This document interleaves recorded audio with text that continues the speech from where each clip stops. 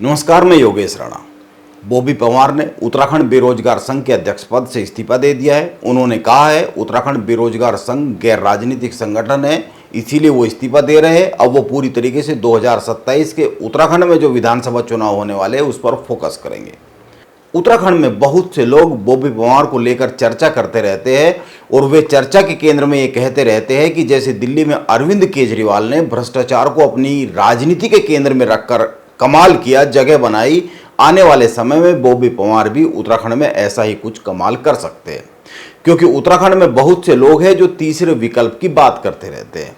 बॉबी पवार खुद कहते हैं कि उन्होंने बहुत से मोजिज लोगों के कहने पर ही यह रास्ता चुना है राजनीति का।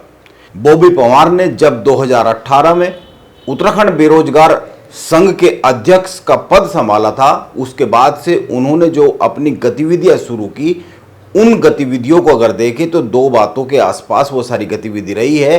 पहली बात, उत्तराखंड में युवाओं के रोजगार की बात, भर्ती परीक्षाओं में धांधली के मुद्दे उठाए, पेपर लीक के मुद्दे उठाए, और दूसरी बात, तमाम तरह के भ्रष्टाचार के मामलों को उठाकर यह संदेश देने की कोशिश की भ्रष्टाचार का सीधा असर युवाओं के रोजगार पर पड़ता है, सरकारी भर्तियों पर पड़ता है। मुझे लगता है कि और हमारे जो टीम है उन्हें भी लगता है, या प्रदेश में और जो बहुत ऐसे राजनीतिज्ञ हैं उन सबको ही लगता है कि जिस प्रकार से बेरोजगार संघ एक नॉन पॉलिटिकली संगठन है और उसका राजनीतिकरण नहीं होना चाहिए, इस बात को मैं भी मानता हूं और सभी लोग मानते हैं, और ये वास्तविकता भी है कि उसका राजनीतिकरण नहीं होना चाहिए।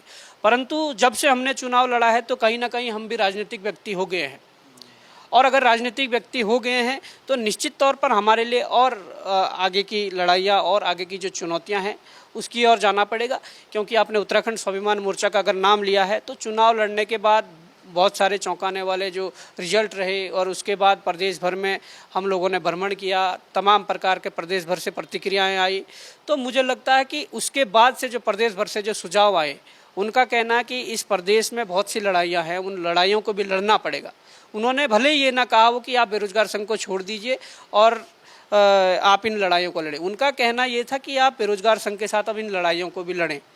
पर मुझे व्यक्तिगत तौर पर ऐसा लगता है कि मैं बेरोजगार संघ के अध्यक्ष के पद पर रहते हुए मैं ज़्यादा जो पॉलिटिकली लड़ाइयाँ उनको नहीं लड़ पाऊँगा। आप याद कीजिए, अरविंद केजरीवाल ने 1999 में मनीष सिसोदिया के साथ मिलकर परिवर्तन नाम की एक मुहिम शुरू की थी। यह एक नागरिक आंदोलन था जिसका नाम परिवर्तन रखा गया था। दिल्ली में 2001 में सूचना अधिकार अधिनियम लागू हुआ।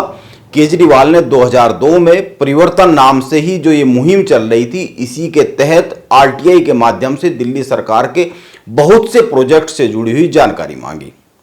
सूचना अधिकार अधिनियम के तहत मिली जानकारी के आधार पर ही अरविंद केजरीवाल ने करीब 68 प्रोजेक्ट को लेकर, जो सरकारी प्रोजेक्ट थे, उनकी एक रिपोर्ट तैयार की और दावा यह किया मीडिया के सामने कि इनमें से 64 परियोजनाओं में करोड़ों का हेरफेर हुआ है। 2005 में केंद्र सरकार ने भी आरटीआई को लागू किया और अरविंद केजरीवाल ने इसको एक हथियार बनाया, सूचना का हथियार। इसके तहत सूचनाएं लेने लगे और 2010 तक आते आते, अगर 2010 में देखें तो अरविंद केजरीवाल ने कॉमनवेल्थ गेम दिल्ली में हुए थे, उसको लेकर एक बहुत बड़ा भ्रष्टाचार की जो बातें आई कॉमनवेल्थ गेम्स में, उनको एक बड़ा मुद्दा बना दिया। केजरीवाल ने केंद्र में लोकपाल और राज्यों में लोकायुक्त की नियुक्ति की बात उठाई।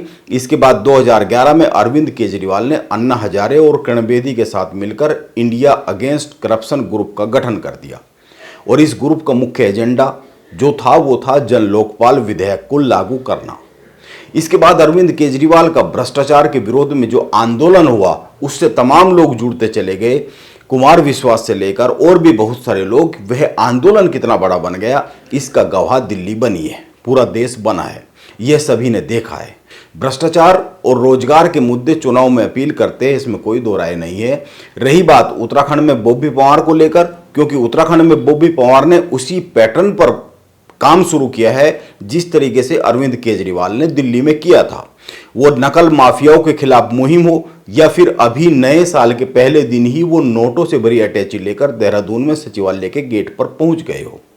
और भी बहुत सारे मसले हैं, बहुत सारे मामले हैं, वो बीच बीच में प्रेस कॉन्फ्रेंस करते रहते हैं और उत्तराखंड में जो ब्यूरोक्रेसी है उनके खिलाफ मोर्चा खोलते रहते हैं।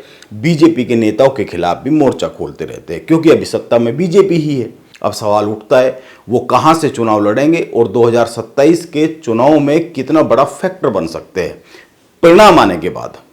बॉबी पवार की अब तक की राजनीतिक गतिविधियों की बात करें तो वो हलचल पैदा करते रहे, कामयाब रहे, कम से कम 3 बार तो कामयाबी रहे।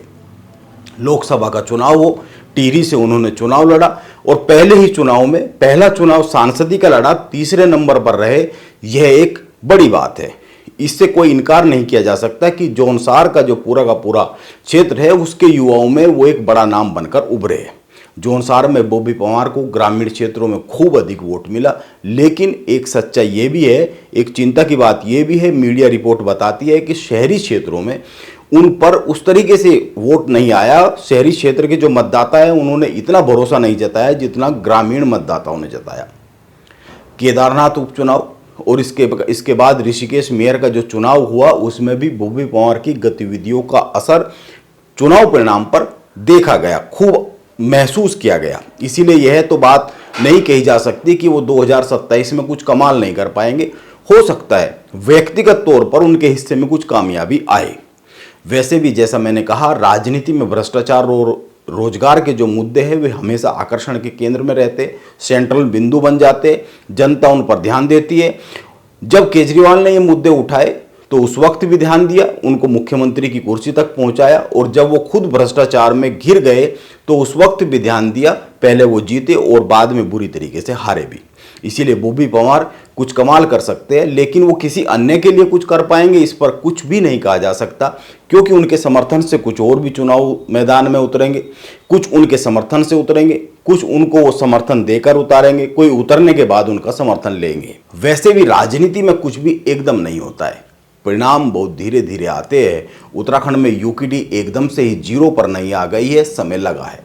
बॉबी पवार उत्तराखंड की राजनीति में कितना बड़ा सेंट्रल पॉइंट पावर का बन पाएंगे, यह तस्वीर 2027 के बाद ही पूरी तरीके से साफ होगी।